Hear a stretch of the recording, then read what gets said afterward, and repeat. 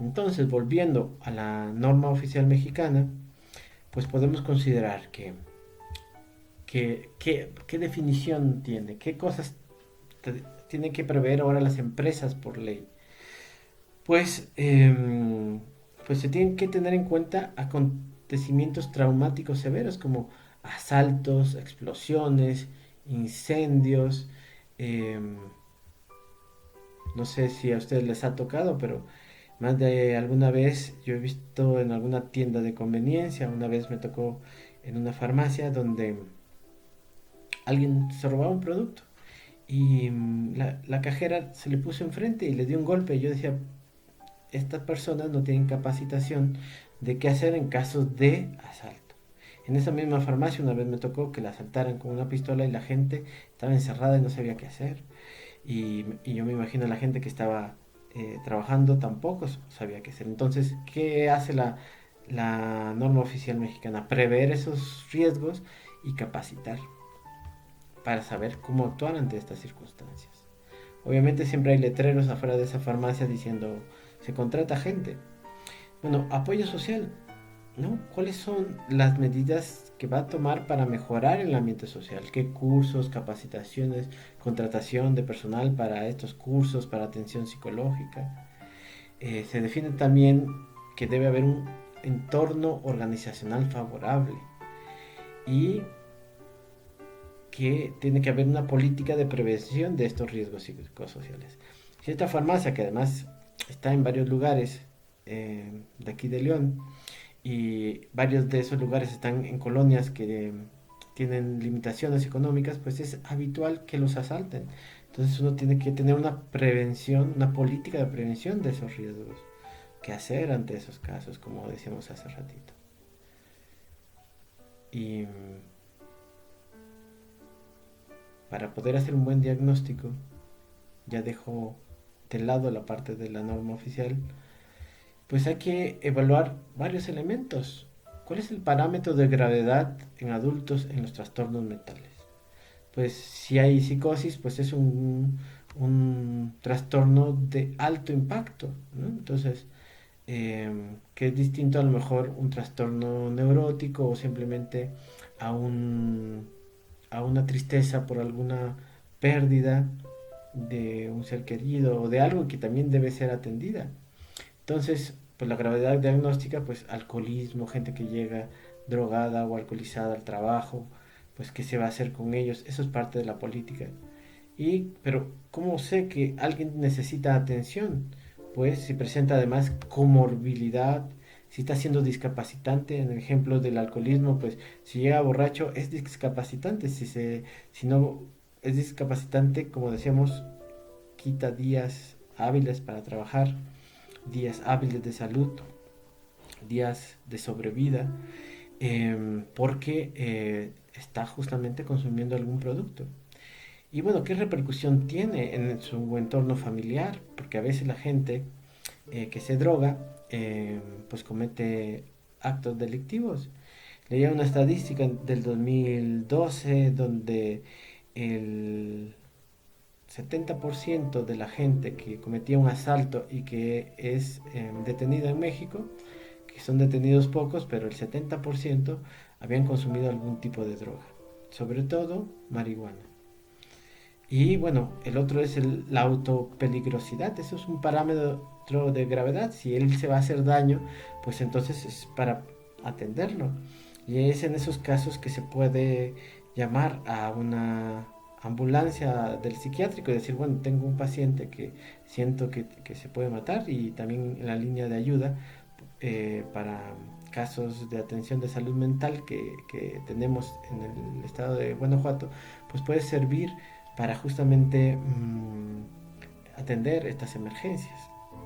¿Y qué hacen ante las emergencias? Si hay esta gravedad, estás en la crisis psicótica, bueno, hay crisis psicótica asociada al uso de drogas, comúnmente los fines de semana el psiquiátrico que está aquí en León, pues está lleno justamente por las respuestas emocionales que tienen, por diferentes razones.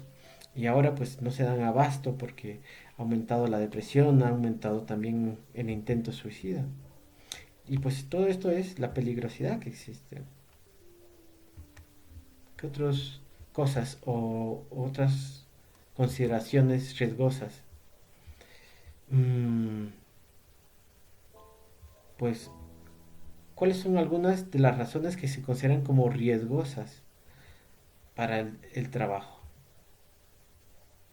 Condiciones inseguras, liderazgo negativo, rotación de turnos sin periodos de recuperación necesarios, jornadas superiores estipuladas por la ley, falta de control sobre el trabajo.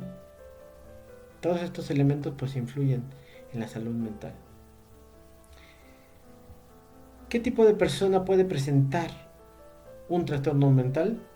Quiero decirles que todos, cada uno de nosotros, sus familiares, sus vecinos. Entonces, creo que eso también ha desarrollado nuestra vocación de servicio, porque habrá aquí psicólogos clínicos, psicólogos en la empresa, psicólogos en ambientes educativos, psicólogos en los hospitales, entonces porque queremos ayudar a atender estos problemas. Entonces, cuando sabemos que a cualquier persona le puede dar un trastorno mental, pues estamos abiertos justamente a entender, a no estigmatizar el conflicto. Una estadística de población mundial dice que entre el 40 o del 41 al 45% de la población mundial tendrá un episodio, alguna vez en su vida tendrá que atenderse un trastorno mental. O tenemos, por ejemplo, en el caso de México, en la encuesta que se hizo, encuesta nacional de psiquiatría, en 2010, si no me mal recuerdo, 2012, qué porcentaje de la población tenía un episodio depresivo que necesitaba medicamentos. El 20% de la población. Eso no quita que más gente tenga depresión, pero 20% requería atención médica o acudía, porque hay mucha gente que no acude tampoco a la atención médica. Entonces, algunos datos estadísticos. 400, según en el 2005, que también es antiguo, 450 millones de personas padecen alguna forma de trastorno mental. En ese entonces habría como unos 7 mil millones de personas en el mundo.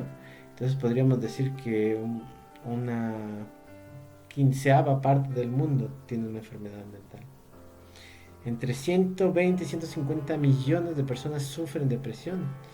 Eso es por muchos conocido que es el medicamento que más dinero genera para las farmacéuticas son los antidepresivos, aunque tienen una eficacia baja del 60%. Y pues 100 millones abuso de alcohol, 25 millones sufren de esquizofrenia.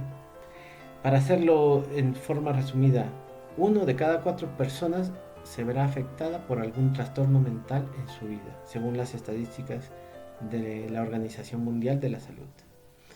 Y en ese mismo sentido, pues se calcula que una de 4 familias tienen un miembro con algún trastorno mental.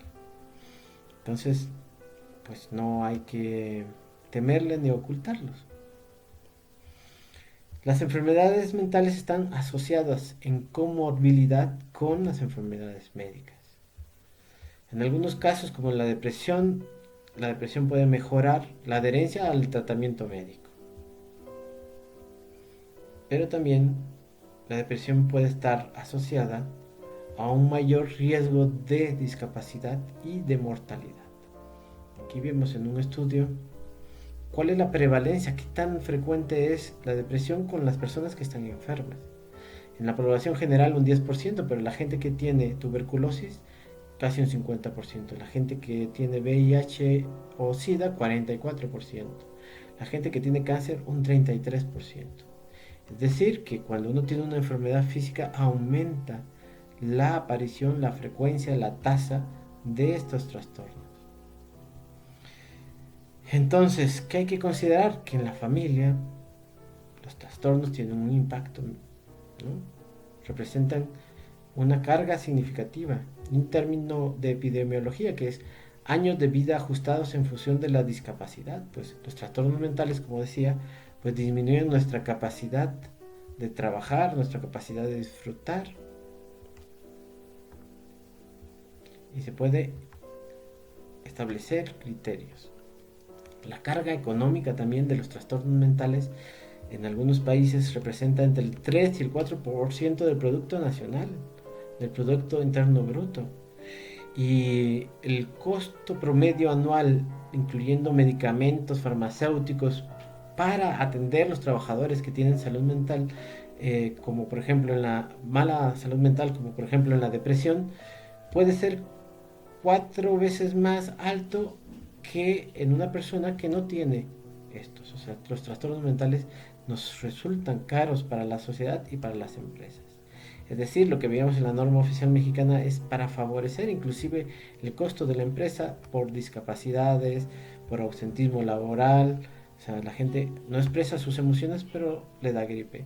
No expresa sus emociones, pero siente un dolor y tiene que ir a atenderse. Es una forma de descanso. Entonces, aquí vemos una tabla de un estudio donde menciona justamente, vemos por ejemplo, cuál es el costo en el sistema judicial de atender problemas en la vida adulta que no se atendieron, de niños que no se atendieron en la infancia, pues luego resulta ser que el sistema judicial tiene que absorber todos estos costos. Ante la pregunta, y así podemos plantear en la salud, en la educación, pueden ver la tabla con detenimiento, pero ¿cuál es la idea que quiero resaltar? Hay varios artículos de referencia, de bibliografía de esta clase que pueden leer y ahí pueden encontrar estas gráficas y también el comentario de los autores. ¿Qué podemos decir? Pues uno dice, pues, no pasa nada con los niños, déjenlos ser.